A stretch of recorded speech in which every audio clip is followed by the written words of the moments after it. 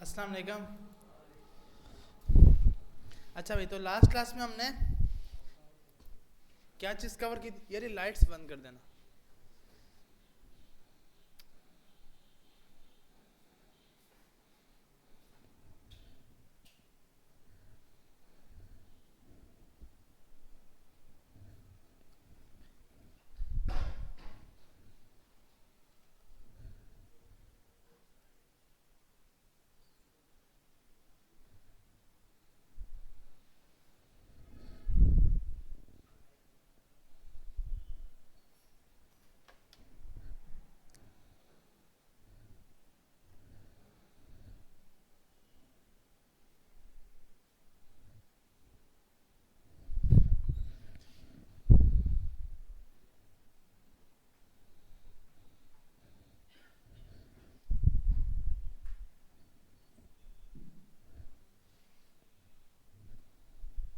अच्छा, उस साइड वाले परेशान तो नहीं ना हो रहे उस आवाज़ से?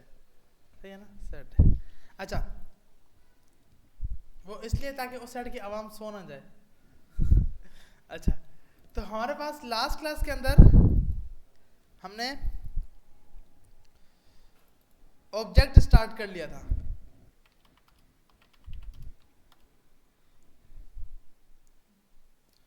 तो ऑब्जेक्ट के लिए हम लोग सिंपल क्या करते हैं कि भाई एक ऑब्जेक्ट कर्ली ब्रैकेट के अंदर बनाया जाता है, कीज होती हैं, वैल्यूज होती है, की वैल्यू पेयर डेटा होता है।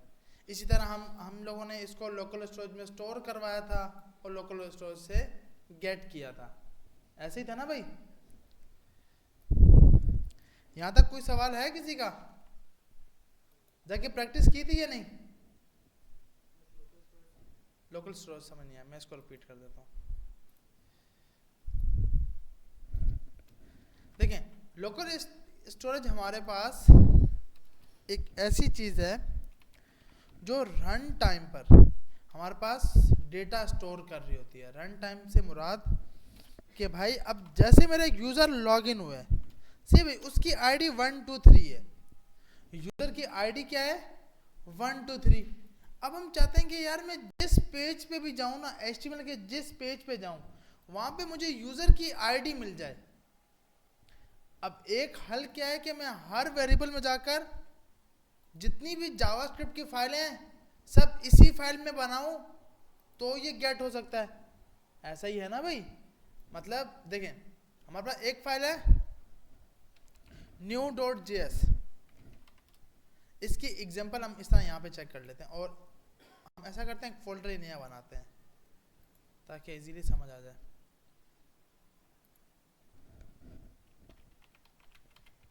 लोकल स्टोरेज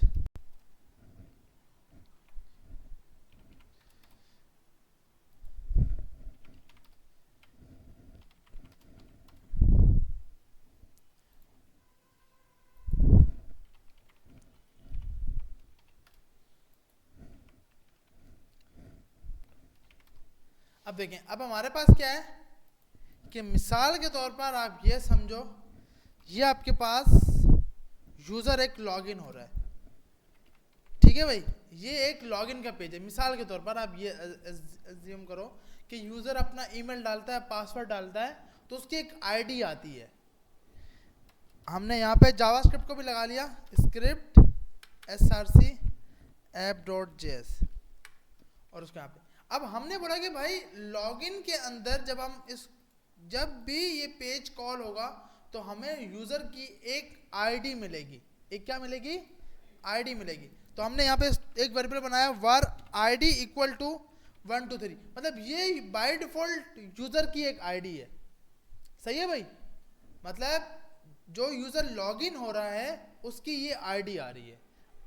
अभी हम इसको सिंपल बाद में करेंगे कि साइन अप होगा, फिर फायरबेस में डेटा जाएगा और फिर वहाँ से आएगा तो उसकी आईडी। अब ये समझो अभी के लिए आपकी आईडी, स्टूडेंट आईडी आपकी जैसे WMA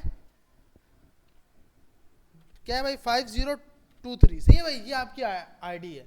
अब क्या है, आप अपने पोर्टल पे आके जैसे ही लॉगिन करते हो तो आपकी एक आईडी हमें गेट हो जाती है। हम चाहते हैं कि जब मेरा यूज़र home.html में जाए, इस पेज पे आए, तो इस पेज की हेडिंग में उस यूजर की आईडी उठ के आ जाए। समझ आ रही है कि भाई जो यूजर लॉगिन हुआ था, जो भी यूजर लॉगिन हुआ था, जब मेरा यूजर लॉगिन हो जाए और बटन पे क्लिक करे गो टू होम, जैसे वो होम पे जाए तो जो आईडी आपके पास यहां पे आई थी वो आईडी उठ के यहां पे आ जाए। समझ आ रही है कि मतलब जो आईडी आपकी, मतलब आपका एक यूजर लॉगिन हुआ, लॉगिन होने के बाद हमें एक आईडी मिल गई, ये आईडी यूजर की आईडी है।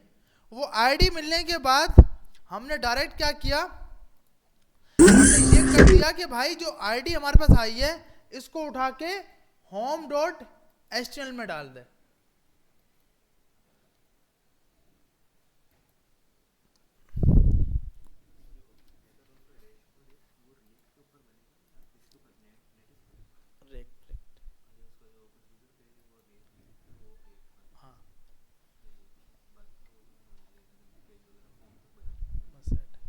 बस इसको एडमिन पैनल को बनाकर वो फिर नेक्स्ट वीक से स्टार्ट कर लिया, मतलब बाकी जो भी काम है।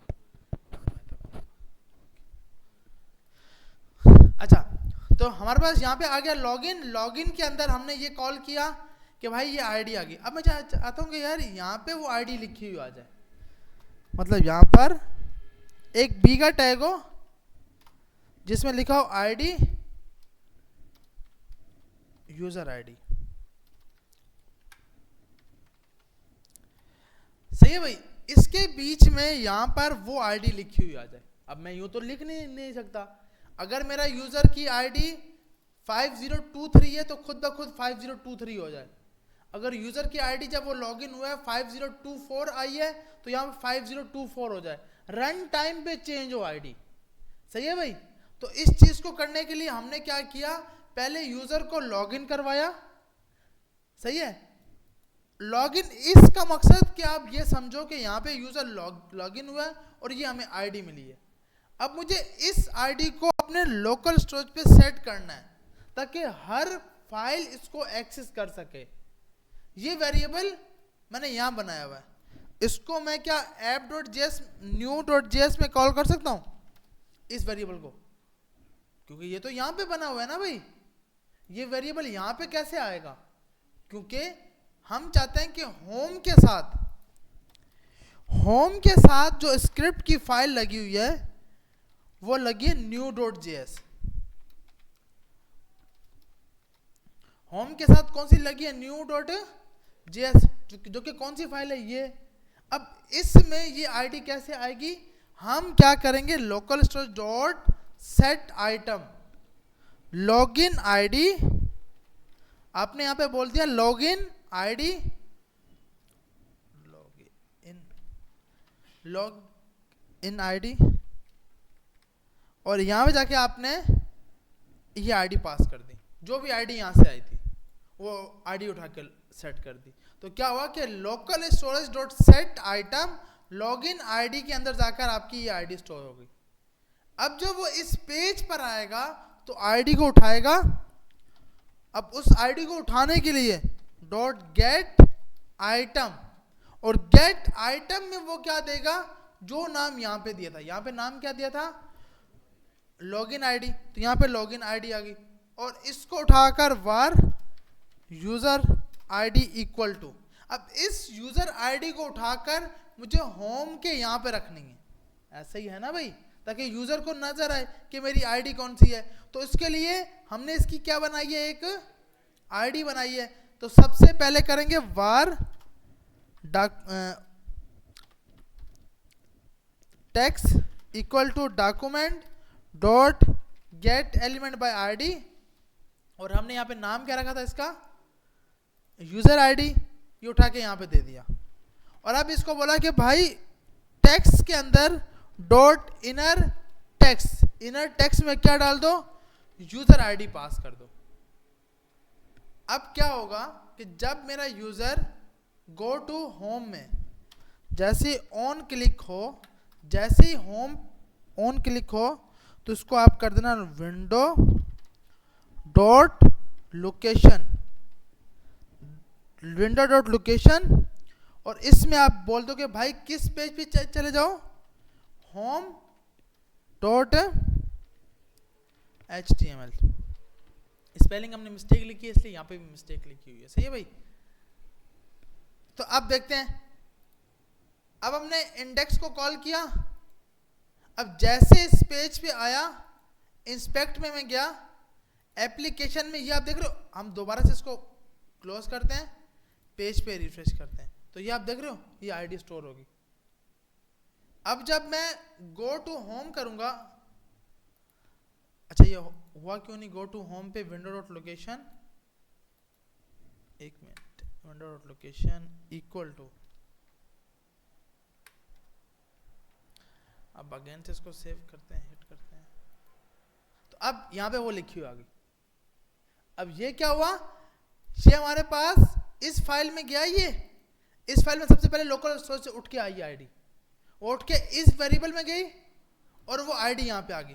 तो ये काम हमें कब यूज होती है, जैसे ही मेरा यूजर, अब जो मेरा यूजर लॉगिन हो रहा है, मिसाल के तौर पर अब आपके यूजर की आईडी हो गई है भाई 29, ऐसे ही है।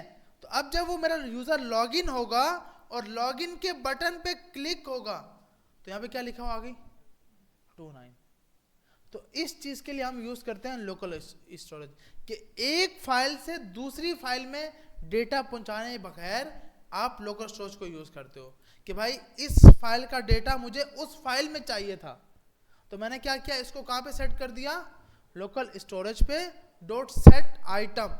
तो लोकल स्टोरेज बाय डिफॉल्ट पूरी एक स्टोरेज है।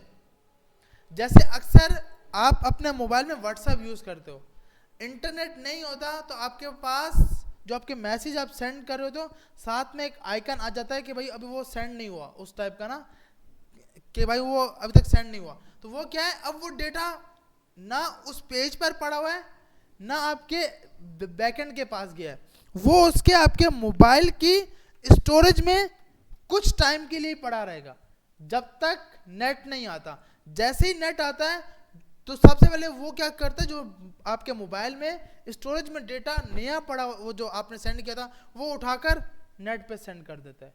तो इससे फायदा क्या होता है कि यूजर का नेट नहीं भी था तो भी उसके मैसेज, जब नेट आया तो उसके मैसेज सेंड हो गए।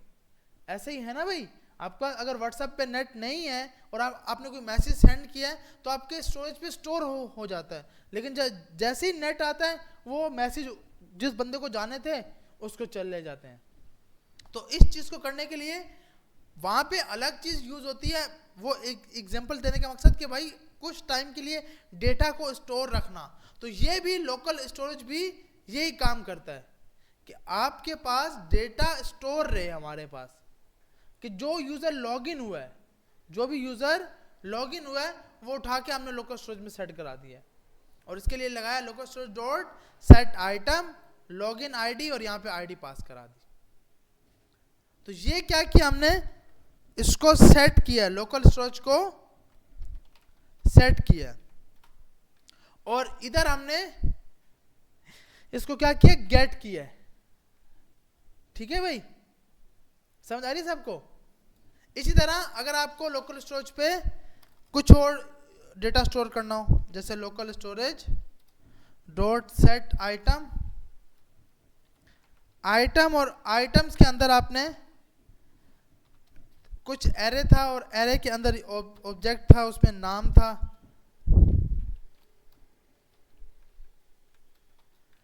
टेस्ट, और यहां जाकर अब ये सबका सब डेटा मुझे स्टोर करना है। मैं पेज पे आऊंगा और रिफ्रेश करूंगा, और अगर हम यहां पे जाते हैं तो यहां एक एरर आएगा, टेस्ट इज नॉट, अच्छा टेस्ट इज नॉट डिफाइंड, ये हमने इसको स्ट्रिंग में नहीं दिया, इसको भी स्ट्रिंग में देते हैं। अच्छा ये हमने स्ट्रिंग में दे दिया। अब देखते हैं, अब आप यहाँ पे गए तो ये आप देख रहे हो ये क्या रहा है, ऑब्जेक्ट। ऑब्जेक्ट डेटा कभी भी इस तरह करके स्टोर नहीं होना चाहिए। डेटा जैसे हमने सेंड किया था भाई, ऐसे का ऐसे ही सेंड होना चाहिए ना, इसी फॉर्मेट में। तो इसके लिए हम लगाते हैं जेसन डॉट स्ट्रिंगिफाई।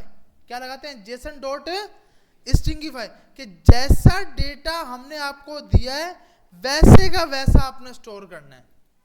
अब हम पेज पे रिफ्रेश करेंगे तो आप ये देख रहे हैं जैसे मैंने डेटा दिया था वैसे का वैसा आया। मतलब हमने ऐसे ही दिया था ना भाई, यहां जाके ये रहा। इसी तरह आपने 2 डेटा स्टोर किए तो यहां पर 2 डेटा आ गए, 0 इंडेक्स 1 इंडेक्स। तो ये हमारे पास आ गया कि जब डेटा सेट करना है। तो अब है कि भाई ये क्यों लगा रहे हो, जब भी लोकल स्टोरेज में डेटा सेट होगा तो वेरिएबल की टाइप लाजमी स्ट्रिंग होनी चाहिए। लाजमी क्या होनी चाहिए, स्ट्रिंग होनी चाहिए। तो हमारे पास इसकी टाइप तो एरे थी, ऐसे ही है भाई। तो एरे को हमने किस में चेंज किया, स्ट्रिंग में।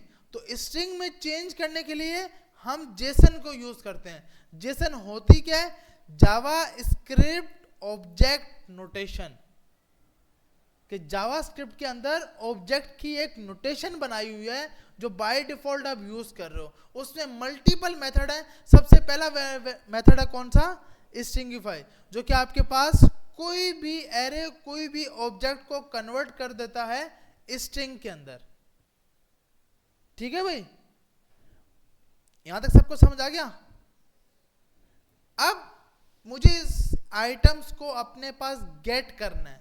तो गेट करने के लिए क्या होगा भाई, var item equal to local storage dot get item, और गेट आइटम के बीच में आइटम, और यहां पे आके कंसोल डॉट लॉग आइटम। हमने अब जब यहां पे गए, अब हम चेक करेंगे, हम अपने कंसोल में गए और कंसोल में क्या आ गया, ये डेटा आ गया। अब क्या है कि अगर मैं आपको बोलूं भाई इसकी 0 इंडेक्स निकाल के लाओ, इसकी 0 इंडेक्स निकाल के लाओ, तो आपके हिसाब से 0 पे क्या आना चाहिए, ये आना चाहिए ये ना भाई, ये 0 पे पड़ा हुआ है। पेज पे हमने रिफ्रेश किया तो हमारे पास खाली ये एरे की ब्रैकेट आई,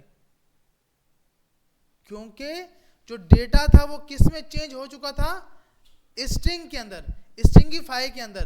तो इसको चेंज करवाने के लिए, वापसी असल हालत में लेके आने के लिए हम यूज करते हैं जेसन डॉट पार्स, और पार्स के बीच में हम पास कर देते हैं आइटम। ठीक है भाई, पार्स के बीच में हम क्या पास करते हैं, आइटम। तो अब हमारे पास जो डेटा आएगा वो इस तरह करके आ रहा है कि भाई डेटा एरे की सूरत में आ रहा है, 0 इंडेक्स 1 इंडेक्स। अब मैं अगर इसको 0 दूंगा ना,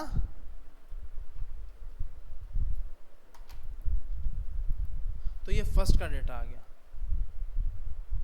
सही है भाई, इससे पहले फर्स्ट सिर्फ एक एरे ब्रैकेट आ रही थी।